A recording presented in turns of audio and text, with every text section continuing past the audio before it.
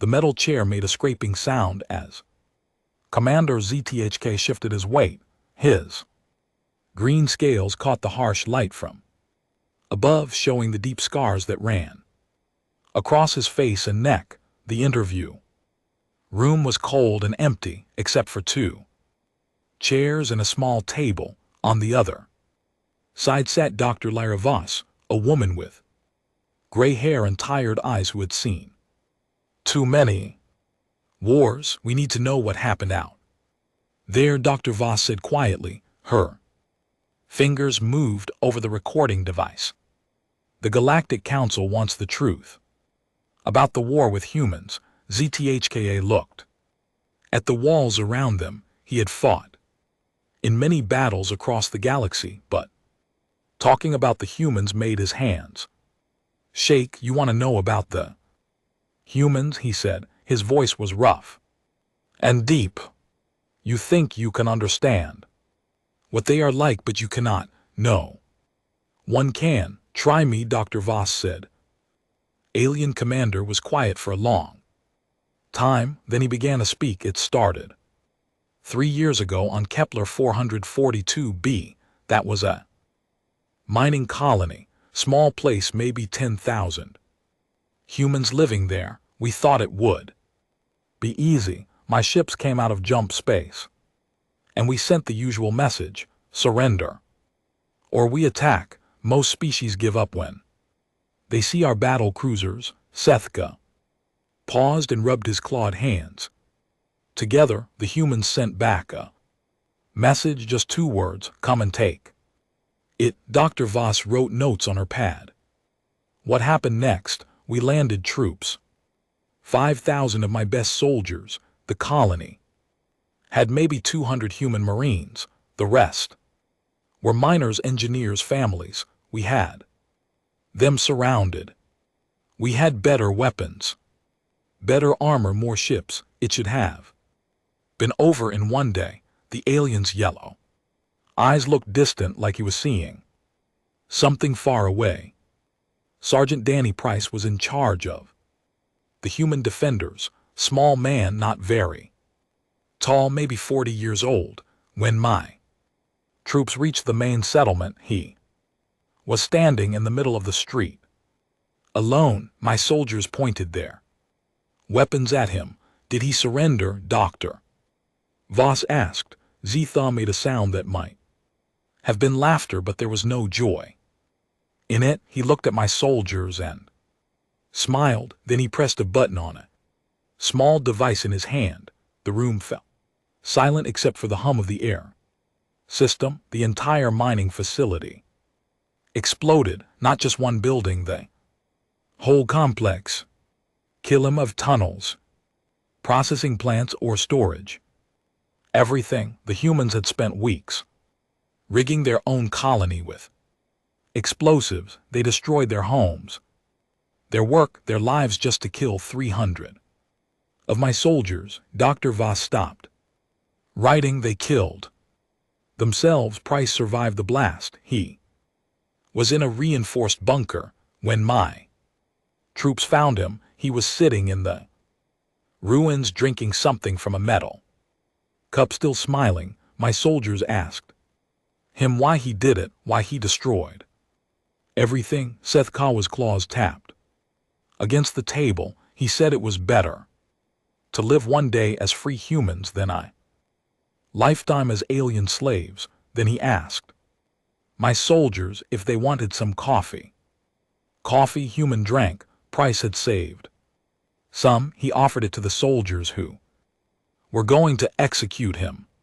Said it might be the last good coffee in the galaxy. The alien shook his head. Some of my soldiers actually took the coffee. They were so shocked by what happened that they forgot they were supposed to be enemies. Dr. Voss leaned forward. What did you do with Price? We took him prisoner. Biggest mistake of the war. ZTH's scale seemed to darken. Price spent the next 6 months in our prison ship. During that time he learned our language, our customs, our military procedures. he made friends. With the guards, he was polite, helpful. Even funny, the guards started to like him. That doesn't sound so bad. Then one night the prison ship exploded. Price had been making small bombs from cleaning supplies and medical equipment, things the guards gave him because they trusted him. He killed himself and 200 of my people, but before he died, he sent a message to every human colony in the sector. The alien commander stood up and walked to the small window. Outside, ships from dozens of different species moved through space. Around the station, the message was simple. It told humans how to make bombs, from everyday items, how to turn their own cities into weapons, how to fight when they had no weapons, no training, no hope. The message spread to every human world. In weeks, we had reports of similar attacks across the sector. Humans were blowing up their own infrastructure rather than let us capture it. They turned their construction equipment into war machines. They used industrial chemicals as weapons. On one world, they released all the animals from research facilities and trained them to attack our soldiers. ZTHK returned to his chair. His movements were slow and tired. But the worst part was not the explosions or the animals or the poison gas. The worst part was that they were happy about it. Happy. Every human we captured was smiling. Even when they were dying, they were making jokes. They sang songs while they fought. They gave each other names for their bombs like they were pets. One group called their explosives freedom seeds. Another group had a contest to see who could cause the most damage. Dr. Voss put down her pen. Commander, are you saying the humans enjoyed the war? No, they hated the war. They hated us for starting it. They hated what it did to their families and their worlds, but they loved fighting back. They loved proving that they could not be beaten. The alien was quiet for a moment, then continued. On Kepler 442b, after the main colony was destroyed, there were still humans hiding in the outer settlements, families with children, old people, sick people. My orders were to bring them in peacefully, show them that surrender was better than death. Did they surrender? An old woman named Betty came to meet with me. She was maybe 70 years old, walked with a stick, had white hair. She brought cookies, small sweet food. She made them for my soldiers, said she wanted to thank us for not shooting first. Very polite, very kind. While my soldiers ate her cookies, she talked about her grandchildren, her garden, her cat. Sethka's voice became quieter. The cookies were poisoned, not enough to kill, but enough to make my soldiers sick for days while they were throwing up and could not fight. The old woman and her neighbors disappeared into the mountains. They took all their food, tools, and weapons with them. Did you find them? We tried. For months, they had turned the mountain caves into a fortress. Every tunnel was trapped, every path had hidden guns. They had enough supplies to last years, and they kept sending messages to my ships. What kind of messages? Recipes for poison, instructions for making traps, stories about how my soldiers cried when they got sick from the cookies. The alien's laugh was bitter. Betty became famous across human space. They called her Grandma Death. She became a symbol of human resistance. Dr. Voss looked at her notes. How did it end? It did not end. When we finally left Kepler 442b, those humans were still in their mountains, still fighting, still making bombs and traps and poison cookies. They never surrendered, they never gave up, they just kept fighting until we realized it was impossible to beat them, the alien commander looked at Dr. Voss with tired eyes. That was just one small colony, one old woman and a dead sergeant, and they taught us something that changed the entire war. They taught us that humans do not know how to quit. The recording device beeped softly in the silence that followed. Dr. Voss reached over and stopped it. We'll continue tomorrow, she said. ZTHK nodded and stood to leave. At the door he turned back. Doctor, there is something else you should know about humans. What is that? They are not the strongest species in the galaxy. They are not the smartest or the fastest or the most advanced, but they are the only species that makes war into an art form. And that makes them the most dangerous of all. Dear door closed behind him with a soft hiss, leaving Dr. Voss alone with her notes and her thoughts. Dr. Voss entered the interview room with fresh coffee and a stack of files. Commander ZTHK was already waiting, staring out the small window at the stars. His green scales looked duller today, and his claws drummed nervously on the metal table.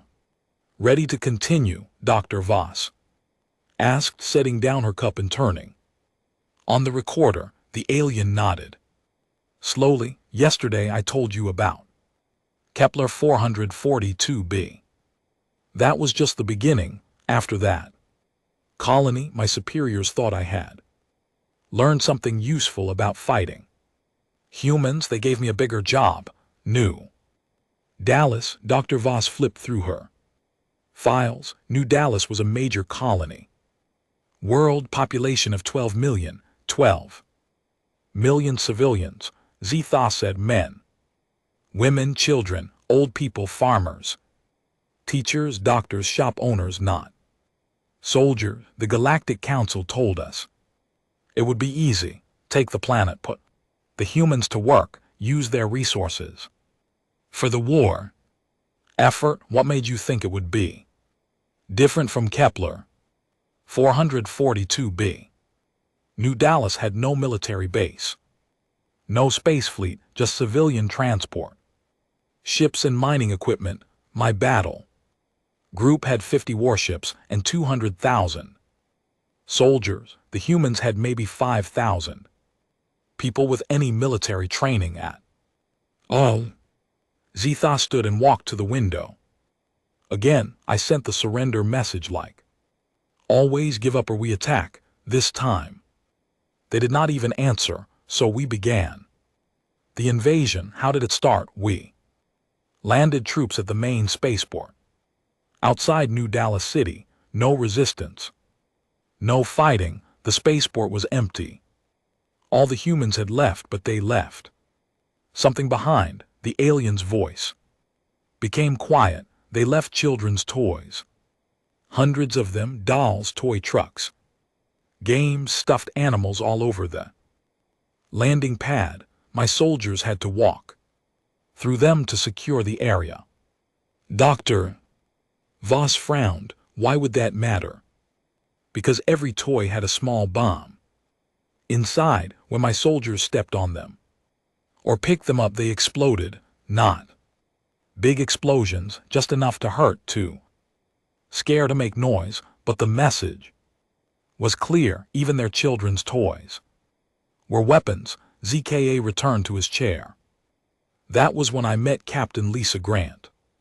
She was waiting for us in the spaceport control tower alone. When my soldiers found her, she was drinking coffee and reading a book. She surrendered. She introduced herself and offered to give us a tour of the city, said she wanted to help us understand human culture. She was very polite, very friendly. She even brought sandwiches for my soldiers. Dr. Voss raised an eyebrow. After what happened on Kepler 442b, you trusted her? We checked everything, the food, the building, her clothes, everything.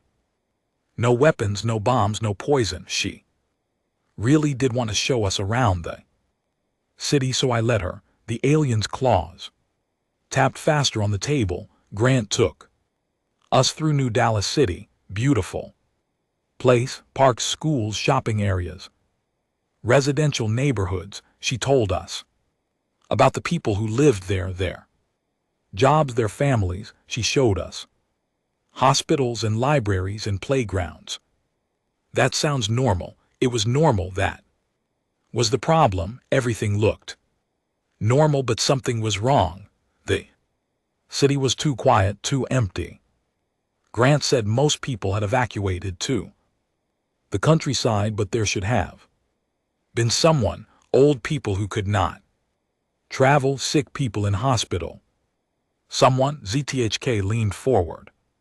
After 3 days of searching, we found them. All 12 million humans were still on the planet. They had not evacuated. They had organized. Organized how? Grant had spent 2 months before our arrival preparing the entire population for war. Every human on the planet had a job. Every building had been turned into a fortress. Every street had hidden weapons. Every person from children to grandparents was part of a resistance network. Dr. Voss stopped writing. Children. Grant showed me herself. She took me to what looked like a school. Inside, human children between 10 and 16 years old were learning to make bombs, set traps, and use weapons. The teachers were showing them how to identify alien weak points, how to move without being seen, how to gather information. The alien's voice became strained. I asked Grant why she was using children as soldiers. She said they were not soldiers, they were free humans defending their home. She said every human had the right to fight for freedom, no matter how old they were. What did you do? I ordered my soldiers to arrest the children. Grant did not try to stop us. She just smiled and said, we could try. When my soldiers entered the school, the children scattered. They knew every hiding place, every secret passage, every way in and out of the building. Zitha paused to drink from a cup of water. We caught maybe 20 children out of 200. The rest disappeared into the city, but they did not run away. They started their own war. How? Small attacks. At first, a soldier would disappear while on patrol. A supply truck would break down because someone put sand in the engine. Communications equipment would stop working because wires had been cut. Food would spoil because someone had tampered with the storage systems. The alien commander scales darkened. Then the attacks got worse. Human children would approach our checkpoints pretending to be lost or scared. When soldiers came to help them, the children would activate bombs hidden in their clothes, not always to kill, sometimes just to hurt and frighten. Dr. Voss put down her pen. Commander, are you saying human children committed suicide attacks? Some did, but most of the time they had escape plans. They would set off small explosions and then run through passages we did not know existed. The children knew their city better than we knew our own ships. What about the adults? Worse, much worse. Grant had organized the entire adult population into cells, groups of 5 or 10 people who worked together, but did not know about other groups. If we captured one cell, they could not tell us about the others because they did not know. ZKA stood again and began pacing. The humans turned everything into a weapon. Doctors in hospitals would treat our wounded soldiers, but the medicine they used would make the soldiers sick later. Teachers would Offer to help us understand human culture, then give us books that contained secret codes for the resistance. Shop owners would sell us food and supplies, but everything they sold us was sabotaged somehow. The food would make us sick.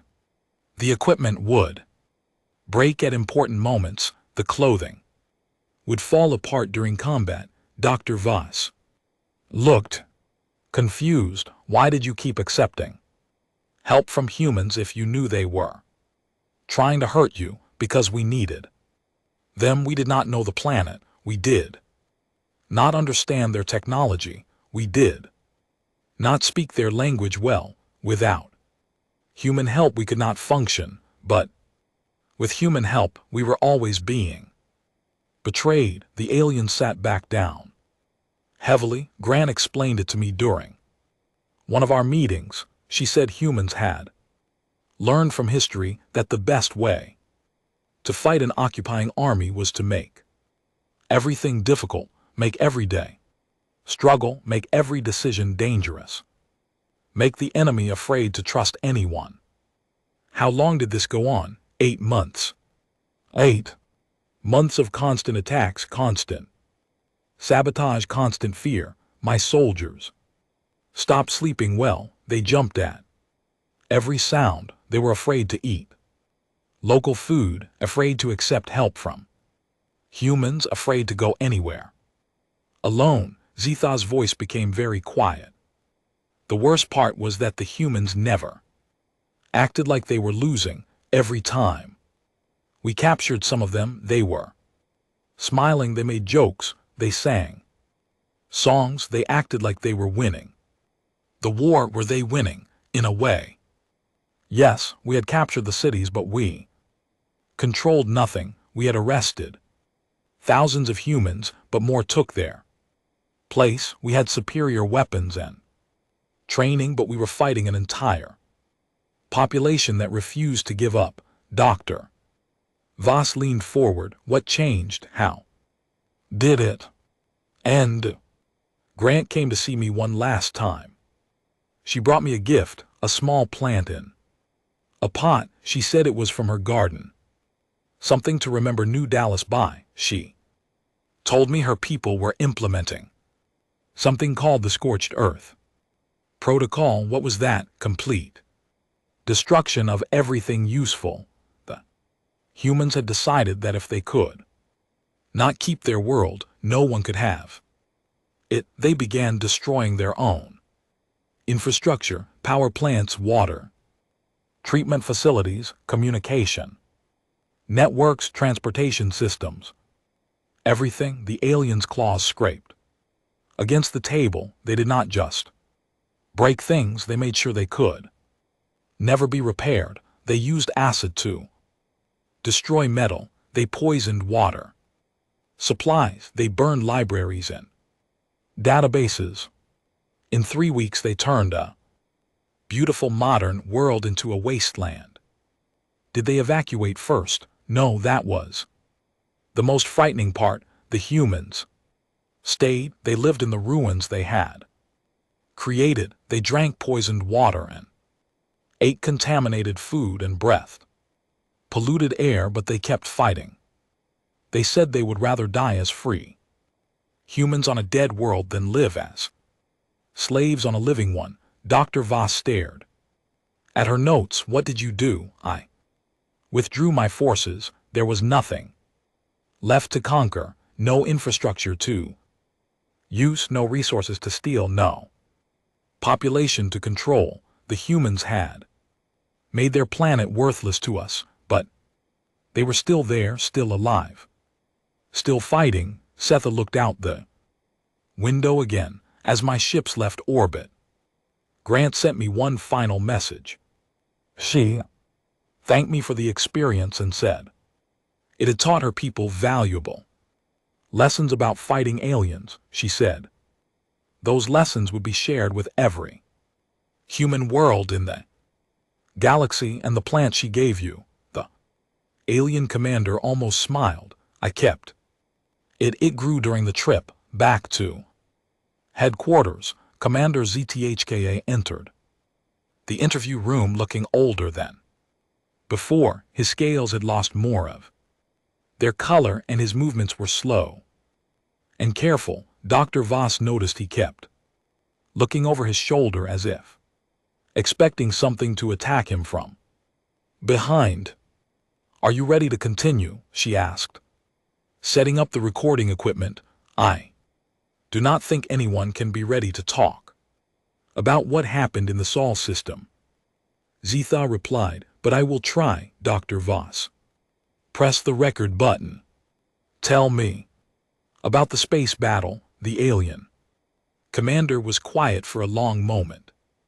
After New Dallas, the Galactic Council decided the human home system had to be taken. Earth was the center of human resistance. If we could capture it, maybe the other human worlds would finally surrender. How big was the invasion fleet? 3,000 ships, battle cruisers, destroyers, fighters, support vessels, the largest fleet ever assembled in galactic history. I commanded one battle group of 200 ships.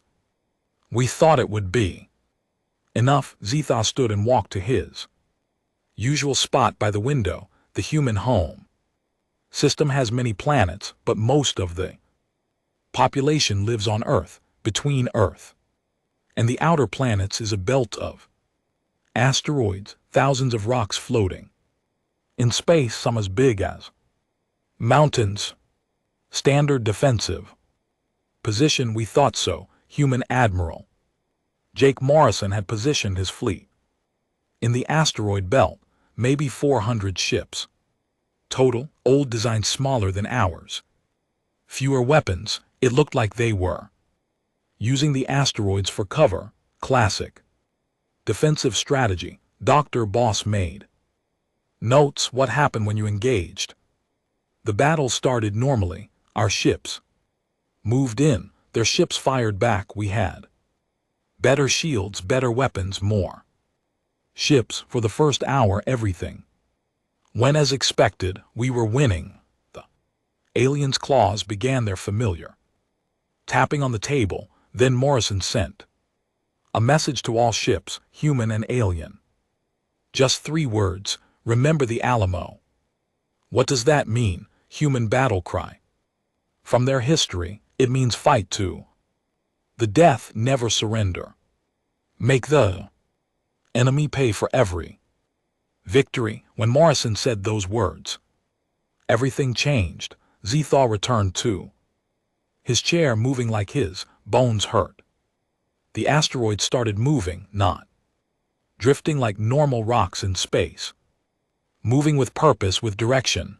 The humans had been working in that asteroid belt for months before we arrived, working how they had hollowed out hundreds of asteroids and filled them with weapons, nuclear missiles, plasma cannons, rail guns, things we had never seen before. What we thought were just floating rocks were actually hidden fortresses. Dr. Voss stopped writing. The entire asteroid belt was weaponized. Not just weaponized, the humans had connected everything with tunnels and communication systems. People could move from one asteroid to another without ever going into open space. They had built a city inside the asteroid belt, and we flew right into the middle of it. The alien commander's voice became strained. When the trap was triggered, we found ourselves surrounded by weapons we could not see coming from directions we had not expected. Asteroids that looked dead and empty suddenly opened up and revealed massive gun batteries. How did your fleet respond? We tried to retreat and regroup, but the humans had planned for that too. They had positioned some asteroids behind us, blocking our escape routes. Other asteroids moved to surround our ships. We were caught in a box made of weaponized rocks. Zetha paused to drink water, his hands shaking slightly. But the worst part was not the weapons, it was what the humans did with their damaged ships. What do you mean? When one of our ships was badly damaged, the crew would try to repair it or abandon it. When a human ship was damaged beyond repair, the crew would aim it at the nearest alien ship and ram it at full speed. Dr. Voss looked up from her notes. Suicide attacks every single time I watched. Human captains give orders to ram alien ships even when their crews could have escaped in lifeboats. They chose to die if it meant taking some of us with them.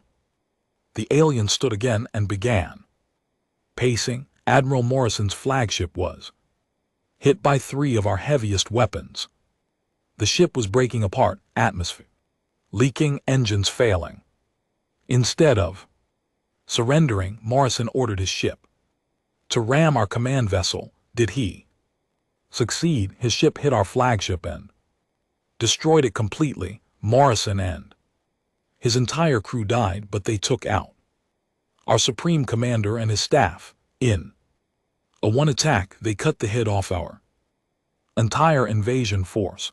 ZTHK's scales darkened as he continued. That became the pattern. Damaged human ships would become missiles. Human fighters with no ammunition would ram our ships. Even escape pods with single crew members would try to damage our vessels during rescue operations. How many ships did you lose to ramming attacks? Over 600 ships were destroyed or damaged by human suicide attacks, but the numbers do not tell the real story. The real story is what it did to my soldiers' minds. Dr. Voss leaned forward. What do you mean? My crew stopped wanting to fight.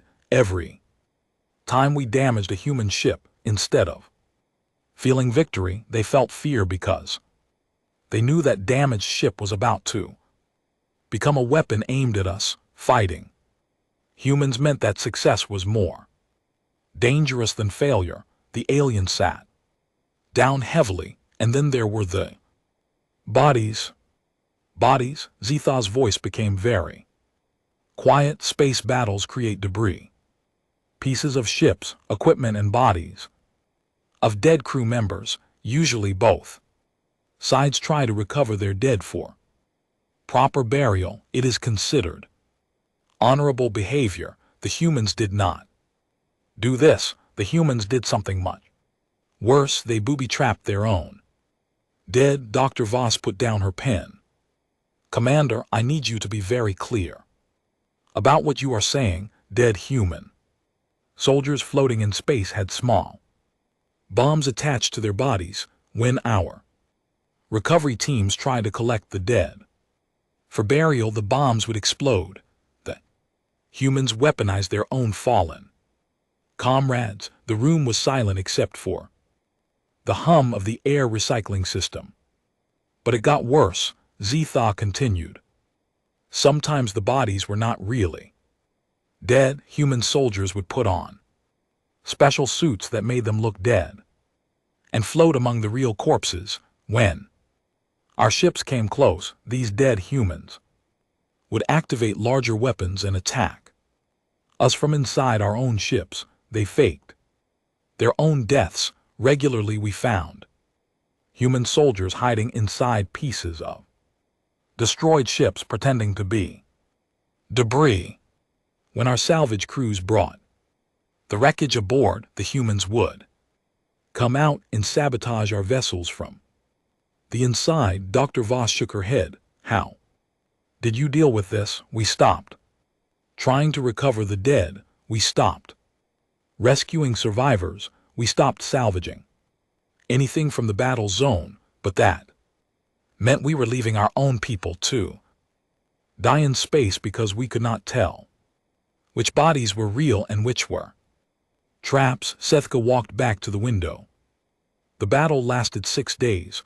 By the end, my soldiers were afraid to approach anything human. Dead bodies, damaged Ships floating debris, distress.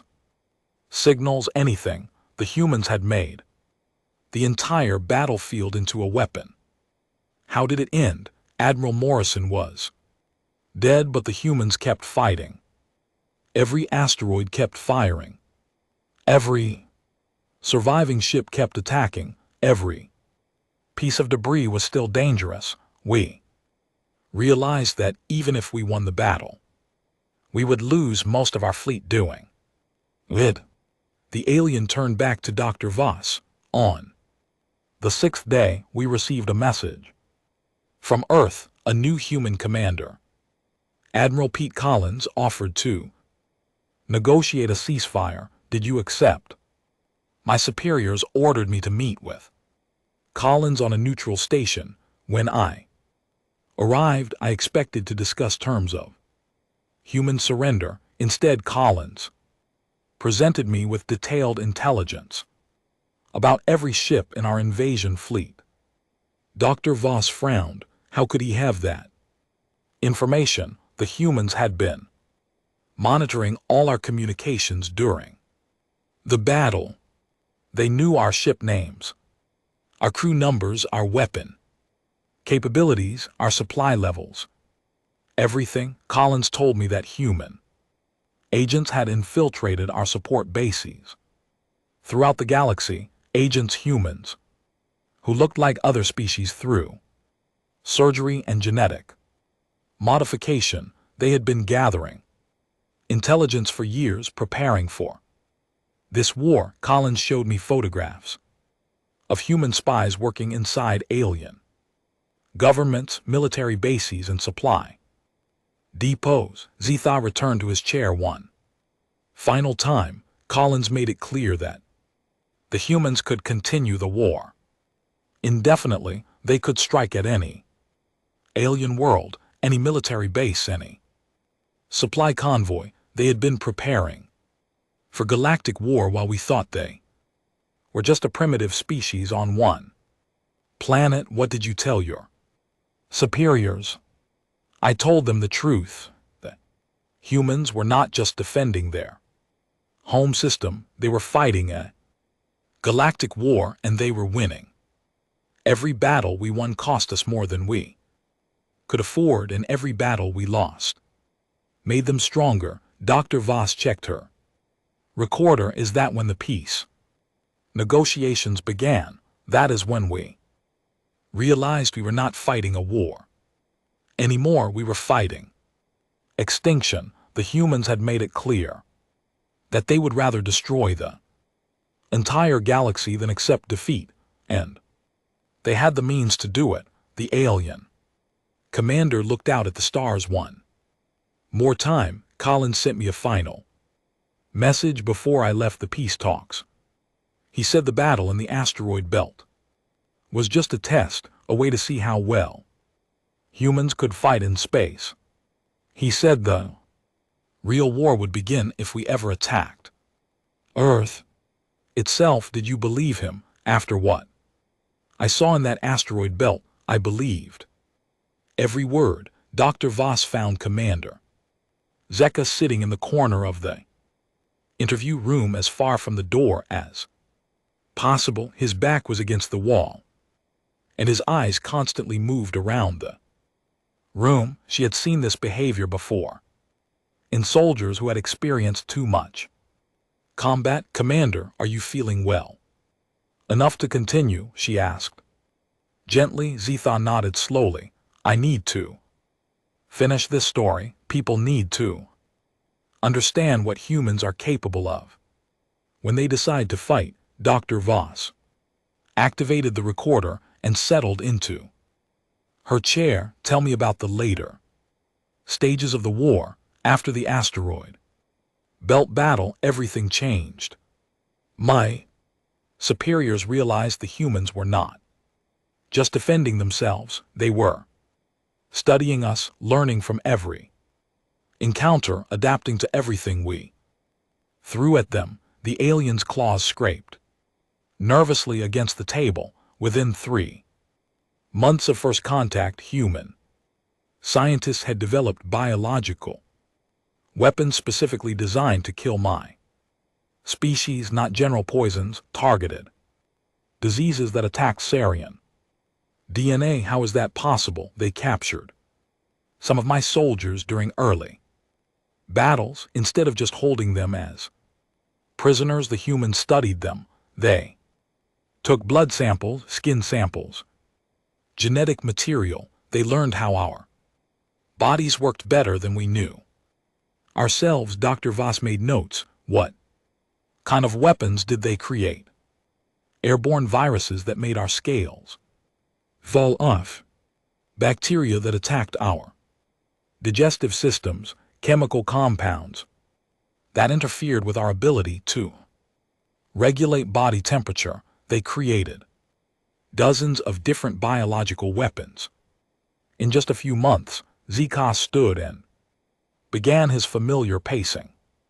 But the terrifying part was not that they made these weapons, it was how they used them. How do you mean? The humans would release the biological weapons, small amounts at first, just enough to make a few soldiers sick. Then they would watch how we responded, what medicines we used, what procedures we followed, how we tried to protect ourselves. The alien's voice became strained. Once they understood our countermeasures, they would modify their weapons to get around our defenses. Every time we thought we had solved the problem, the humans would change their approach. That sounds like standard military adaptation. No, this was different. Most species develop weapons and then use them. Humans develop weapons, test them, study the results, improve them, test them again, and keep changing them. They treat warfare like a science experiment. Dr. Voss looked up from her notes. Can you give me a specific example? Lieutenant Colonel Amy Brooks, human Special Forces commander, she led deep infiltration missions behind our lines. Her teams would study our bases for weeks before attacking. ZTH caused scales darkened as he continued. Brooks and her soldiers would capture our personnel and interview them, not torture interview. They would ask questions about our training, our procedures, our fears, our hopes, our families back home. Why? Because Brooks understood that knowing your enemy means more than knowing their weapons. It means knowing how they think, how they make decisions, what motivates them to fight or surrender. The alien sat down heavily. Brooks used that knowledge to destroy us from the inside. She would approach our bases disguised as refugees or traitors. She spoke our language perfectly, knew our customs, understood our military ranks and procedures. How did she learn so much from the soldier she interviewed? Every conversation taught her something new about how we operated. She learned our radio frequencies, our patrol schedules, our security codes, even our personal habits. Dr. Voss frowned. Did your soldiers know they were giving away information? That was the clever part. Brooks never asked direct military questions. She would ask about home, about family, about food preferences, about religious beliefs, small talk that seemed harmless but revealed important details about our culture and psychology. ZTHK's hands shook slightly as he reached for his water cup. Brooks used this information to predict how we would respond to different situations. She could anticipate our strategies because she understood how we thought. What happened during her missions? Brooks would infiltrate a base with a small team, maybe 5 or 6 soldiers. They would spend days inside our facilities pretending to be maintenance workers or civilian contractors. During this time, they would plant listening devices, steal documents, and identify key personnel. The alien's voice became quieter. When they were ready to attack, they would eliminate our command structure first. Not just killing officers, but targeting the specific people who made important decisions. Brooks knew which commanders were brave, which were cowards, which were smart, which were foolish. Did you ever catch her? 3 times, but Brooks had prepared for capture too. She would allow herself to be taken prisoner, then use the time in custody to gather more intelligence about our prison systems. An interrogation procedures. Dr. Voss stopped writing. She planned to be captured, Brooks told me herself during one interrogation. She said every experience was a learning opportunity. Even being a prisoner taught her useful information about how we treated captives, what questions we asked, what techniques we used to break enemy morale. How did she escape? Different ways each time. Once she picked the locks on her cell using improvised tools. Another time she convinced her guards that she was actually a defector who wanted to help us fight other humans. The third time she started a riot among other prisoners. To create a distraction, ZTHK stood and walked to the window again, but the escapes were not the important part. The important part was what Brooks learned. During each capture, she studied our prison procedures, our guard rotations, our security weaknesses. What did she do? With that information, Brooks used it to help other captured humans escape. She developed detailed guides for breaking out of our prisons, avoiding our security systems, and evading our search procedures. These guides were shared with human resistance networks across the galaxy. The alien turned back to Dr.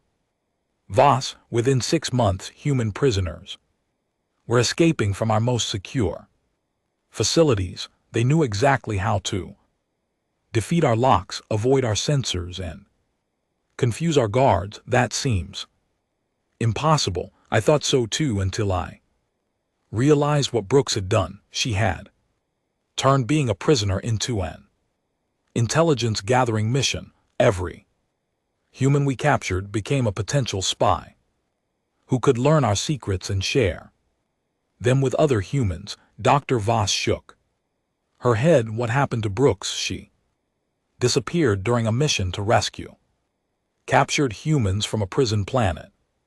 We never found her body, but we kept receiving intelligence reports that someone with her skills was operating in different sectors of the galaxy. ZKA returned to his chair. I became convinced that Brooks had trained other humans to use her methods. Everywhere we went, we encountered humans who seemed to know too much about our operations, our weaknesses, our plans. You think she created a network of spies? I know she did. During our final meeting, Brooks showed me photographs of human agents working inside alien military commands, government offices, and research facilities throughout the galaxy. The alien's voice became very quiet. Some of these agents had been in place for years. Before the war started, they had undergone surgery to look like other species. They had learned alien languages and customs so well that even their coworkers did not suspect they were human. How many agents? Brooks claimed there were human spies on every major alien world in the galaxy. She said humans had been preparing for galactic war for decades, long before anyone knew they existed. Dr. Voss put down her pen. Commander, are you saying humans planned this war? No, they prepared for the possibility of war. There is a difference. Humans study history, and their history taught them that stronger civilizations often conquer weaker ones, so they prepared Seth's claws tapped against the table. While we thought humans were a primitive species concerned only with their own planet, they were actually studying the entire galaxy, learning about every species, every government, every military force, how trade missions, cultural exchanges, scientific expeditions, diplomatic visits, every time humans contacted an alien species. They gathered intelligence. They were mapping our strengths and weaknesses. Long before anyone fired a shot, the alien stood one more time. Brooks explained it to me during our last conversation. She said humans had learned from their own history that the best defense is preparation. Know your potential enemies better than they know themselves. What was the most disturbing thing she told you? That the war was actually a test. Humans wanted to see how galactic civilization would respond to resistance. They needed to know if alien species would respect human independence or try to conquer them eventually. Dr. Voss stared at her notes. The entire war was an experiment. Brooks said humans assumed that eventually some alien species would try to conquer Earth. The war with us was their chance to test their defenses, their strategies, their ability to fight a galactic conflict, and they were ready, more than ready. Brooks showed me detailed plans for asymmetric warfare against every major species in the galaxy. Humans had identified the specific weaknesses of dozens of different alien civilizations and developed tactics to exploit those weaknesses. Zetha looked out the window at the passing ships. She told me that humans did not want to conquer anyone. Dr. Voss entered the interview room for the final time to find Commander ZTHKA already waiting. He looked different today, calmer but somehow more tired. His yellow eyes seemed older, carrying the weight of everything he had shared over the past week. This is our last session, she said, sitting down and turning on the recorder. Tell me how the war ended. Zethan nodded slowly. The end came faster than anyone expected. My superiors were planning another major offensive when we received a message from the human government. They wanted to negotiate peace. After everything that happened, you agreed to negotiate. We had no choice. The war was destroying us. Every battle cost more ships and soldiers than we could replace. Every planet we attacked became a wasteland that was useless to us. Every human we captured became a source of intelligence for their resistance networks. The alien commander leaned back in his chair. But the real reason we agreed to negotiate was fear. Fear of what humans would do if we pushed them too far. Dr. Voss made notes. What did you fear? Specifically, complete galactic war.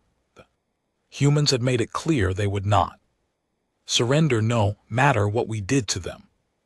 If we continued the war, they would eventually bring their fight to every alien world in the galaxy. ZTHK stood and walked to the window. The peace negotiations were held on this station. Actually, Harmony Prime was considered neutral territory. I was part of the military delegation who represented the humans. Colonel Steve Hayes, former military commander, but he came as a civilian diplomat. Small man, maybe 50 years old, gray hair, quiet voice. He did not look dangerous at all. The alien's claws began their familiar tapping. Hayes arrived with a small team of advisors and a single briefcase. No weapons, no guards, no military escort. He seemed almost friendly. How did the negotiations begin? The Galactic Council expected Hayes to plead for mercy, ask for humanitarian aid for his people, beg us to stop attacking human worlds. Instead, Hayes opened his briefcase and began showing us photographs. Dr. Voss looked up from her notes, photographs of what? Every major alien world in the galaxy, capital cities, military bases, government buildings, industrial centers, but these were not normal photographs. They were taken from inside these facilities. Zethaw's voice became strained. Hayes showed us pictures of the inside of the Sarian High Command building, photos of secret meetings, classified documents, private conversations between our generals. He had similar intelligence for every species in the coalition. How is that possible? Human spies. Hayes calmly explained that during the 3 years of war, humans had infiltrated every major alien government and military organization in the galaxy. They had agents working as clerks, technicians, guards, even advisors to high-ranking officials. The alien sat back down heavily. Hayes showed us organizational charts of our own military commands. He knew the names, ranks, and personal details of officers I had never heard of. He had access to our most classified information. What was his message? Hayes said the humans could continue the war indefinitely, not just defending their own worlds but attacking alien infrastructure throughout the galaxy. He showed us detailed plans for sabotaging alien transportation networks, communication systems, and supply chains. Dr. Voss stopped writing. He was threatening the entire galactic civilization, not threatening informing. Hayes explained that humans had identified critical vulnerabilities in alien society, power grids that could be shut down, trade routes that could be disrupted, food supplies that could be contaminated. ZTH's scales darkened. He told us that humans could wage asymmetric warfare against the entire galaxy. Small teams of human agents could alien worlds without ever landing an invasion force. Did you believe him? Hayes proved it while we watched during our second day of negotiations. He showed us live footage of human agents shutting down power grids on 3 different alien worlds simultaneously. The blackouts lasted only a few minutes, but the message was clear. The alien commander stood and began pacing. Hayes said humans did not want to destroy galactic civilization. They just wanted to make sure everyone understood that attacking Earth would have consequences throughout the galaxy. What kind of consequences? Hayes showed us computer models of what would happen if humans decided to fight a total war. Transportation systems failing, communication networks going dark, supply chains breaking down, governments losing control of their own planets. Dr. Voss frowned. One species could do all that. Hayes explained that humans had spent years studying galactic civilization and had discovered something important. Advanced civilizations are more fragile than primitive ones. The more complex a society becomes, the easier it is to disrupt. ZKA returned to his chair. Alien worlds depend on technology, trade, and centralized systems. Humans showed us how a few well-placed attacks could cause cascade failures that would shut down entire planetary civilizations. Did Hayes make specific demands? That was the most disturbing part. Hayes did not ask for anything. He just wanted to make sure we understood what humans were capable of. He said the war could end immediately if aliens agreed to leave human space alone. The alien's voice became quiet, but Hayes also said something that terrified everyone in that room. He said humans had enjoyed the challenge of fighting a galactic war, and they were disappointed it was ending so soon. Enjoyed it.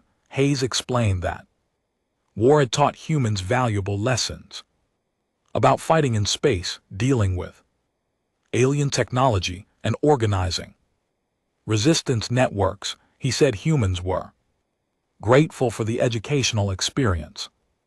Dr. Voss put down her pen. He thanked you for the war. Hayes said the war had made humans stronger and smarter. It had forced them to develop new technologies, new strategies, and new alliances. He said fighting aliens had been the best training humans could have asked for. ZTH's claws scraped against the table. Then Hayes showed us his final presentation, detailed analysis of every alien species in the galaxy, their military capabilities, their technological weaknesses, their psychological profiles, their economic vulnerabilities, analysis for what purpose. Hayes said humans now knew exactly how to fight every species in the galaxy. If there was ever another war, humans would not need months or years to adapt. They would know immediately how to defeat any enemy. The aliens stood and walked to the window one last time.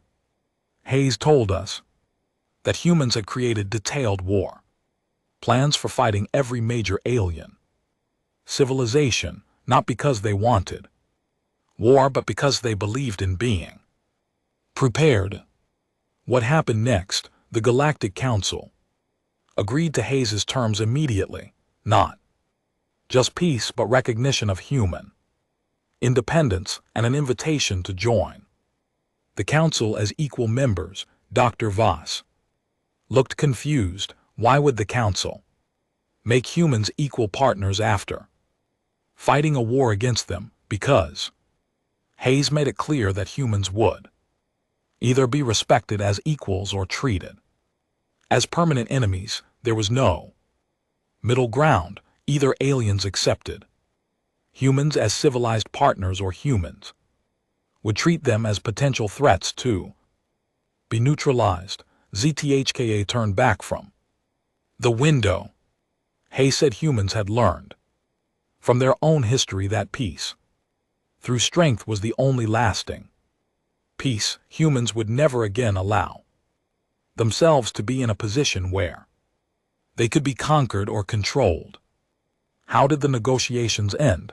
Hayes packed up his briefcase and prepared to leave. Before he went, he gave each delegation leader a small gift, a book about human history written in our own languages. What was the message? The book contained stories of human wars throughout their history. Every story had the same theme: humans fighting against impossible odds and refusing to surrender. Hayes said understanding human history was the key to understanding why humans could never be conquered. The aliens sat down for the final time.